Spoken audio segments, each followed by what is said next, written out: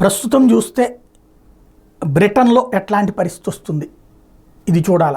ఒకటి ఇప్పటిదాకా బ్రిటన్కి సంబంధించి అంటే ఈ మధ్యకాలంలో యూరోప్లో ప్రభుత్వాలు మారిపోతున్నాయి. సుదీర్ఘకాలం పాటు ఒక మోస ధోరణిలో పోయి అమెరికా చెప్పు చేతల్లోనో లేకపోతే అమెరికా గైడెన్స్లో నడుస్తున్నటువంటి యూరప్ దేశాల యొక్క దెబ్బ అంటే అమెరికా ఇంపాక్ట్ ఆయా అధినేతల మీద పడుతుంది. ఫ్రాన్స్లో రివర్స్ అయింది, హంగరీలో రివర్స్ అయింది, అట్లాగే ఇటలీలో రివర్స్ అయింది.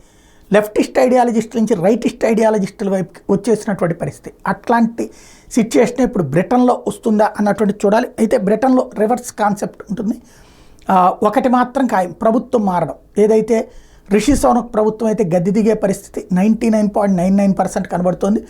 ప్రస్తుతం ఇంకా జరిగేది 4వ తారీఖు ఎన్నికలు, ఇంకొన్నది 2 రోజులు అనుకోవాలన్నమాట టోటల్గా. ఆ తర్వాత ఫలితాలు రావడానికి ఒక 2 రోజులు పట్టచ్చు. ఓవరాల్గా అయితే బ్రిటన్ జనరల్ ఎలక్షన్స్ అన్నటువంటిది కీలకమైనటువంటి అంశం.